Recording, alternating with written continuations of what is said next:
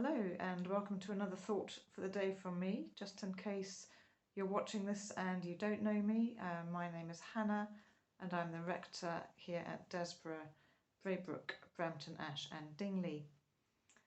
And I want to talk to you today about a word that I talk about quite a lot actually, but today I'm going to be reflecting a bit on my own personal experience as I continue to make a fairly slow recovery from COVID. And that word is vulnerability. So last week I shared with you that I was bit by bit starting to come back to work, but was going to have to take it very slowly, and indeed that was the case last week, and I had some days that were a bit better and some days that weren't, and that was really frustrating on those days that weren't so good, the disappointment of, oh, this is going to take longer than I thought. And I had to, as I'd already been doing over the weeks before, be having to go back to my team and to say, sorry, I'm not going to be at that, or I can't do that. Can you pick this thing up? And that entailed quite a bit of vulnerability on my part. And it was hard. Admitting our vulnerability often is hard. I found myself saying to Tim during the course of the week, I'm really having to practice what I preach now.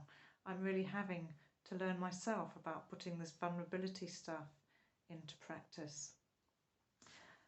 What has been amazing for me is that every time I have had to do that, or I've acknowledged to somebody that no, it's not going quite as quickly or easily as I hoped it would, but every time I've done that, particularly to members of the ministry team, the response has been incredible. I've been met with such love and grace and understanding, and I can't thank them and those of you who've also given me those responses enough for that. But I couldn't ever guarantee those were the responses I was going to get.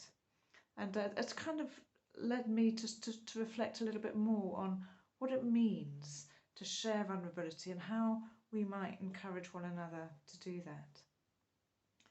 Firstly, just a reminder that, of course, that Jesus himself modelled vulnerability. There's that beautiful passage in Philippians, isn't there, when it talks about Jesus giving himself up, taking on the form of a servant, emptying himself. And of course we have his vulnerability so starkly modelled when he went to his death on the cross. We also have his whole ministry, which of course was focused towards those who were vulnerable. But then there's also just that reminder to myself too of the riskiness of vulnerability that I spoke about a moment ago. I've been so blessed by the fact that I have received only love and grace from you when I've shared my vulnerability over these last few weeks. But I know that sometimes that isn't everybody's experience.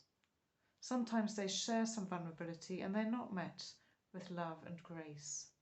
And of course it's often those kinds of responses that can then make it really difficult for people to dare to take the risk to be vulnerable in the first place. And so maybe one of the challenges for me over this time, as I've been a fortunate recipient of love and grace, is to think again, how do I respond when people do share their vulnerability with me? Do I respond as you've responded to me? Do I respond as God responds to me, with love, compassion, forgiveness, acceptance, grace, whatever it is that person may need? And as fellow disciples in Christ, how do you respond when people share their vulnerability? So I guess just two things to suggest that maybe you might like to ponder as you take this away with you. The first is, are you somebody who is willing to take the risk to share your vulnerability?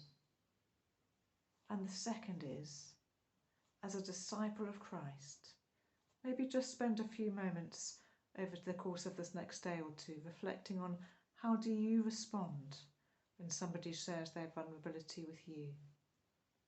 Do they experience the love and grace of Christ as I indeed have been doing over these last few weeks.